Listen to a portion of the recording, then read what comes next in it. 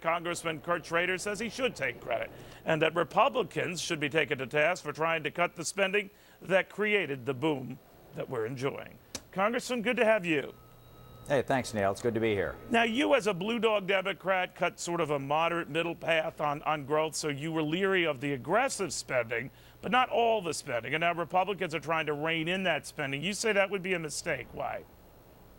Well, I think we've got to hit the balance. That's really the bottom line. I, like a lot of top economists and Federal Reserve Chair, are worried about cutting back too much too fast and stifling the recovery. But it's pretty clear Americans want, and I think the nation needs, to get its spending under control. So we're trying to hit that middle spot, particularly as Blue Dog.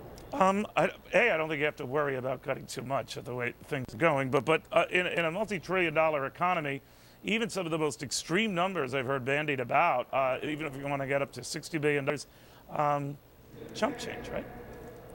Well, but the $60 billion depends where you're cutting. I don't think anyone wants to cut Pell Grants or Head Start, stifle Does our anyone believe in infrastructure. cutting anything? Oh, I believe that's true. We just cut $4 billion over the last 2 weeks, programs that should have been terminated a long time ago, and getting rid of the earmark money. Yeah, but Congressman, that, as you've professed as a leading blue dog yourself, it's like a rounding error these days. Hey, but every bit, I think part of it is just showing the business community we're serious. The big dog, of course, is getting into the tax reform and the entitlement programs. As Blue Dogs, we're trying to get into that discussion. If we can work with our Republican colleagues and really attack the big issues. And to your credit, you have tried to get your party on board. That even took the administration to task on not picking up a number of the recommendations from its own debt commission.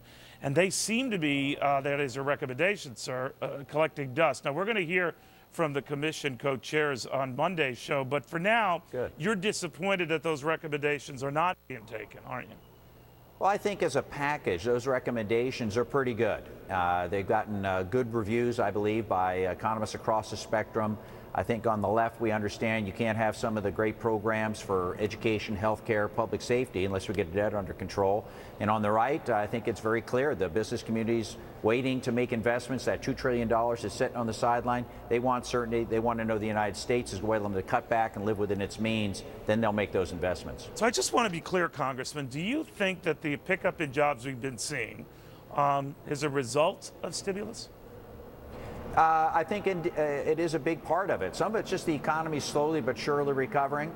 But I can tell you, talking to men and women in the private sector, whether they're dredging, whether they're working on the roads, whether they're in private business, the Recovery Act money kept them alive through some of the darkest times. And actually, the infrastructure that's being built hopefully will pay dividends for our kids and grandkids and make us competitive with China and India that are beating our pants off right now.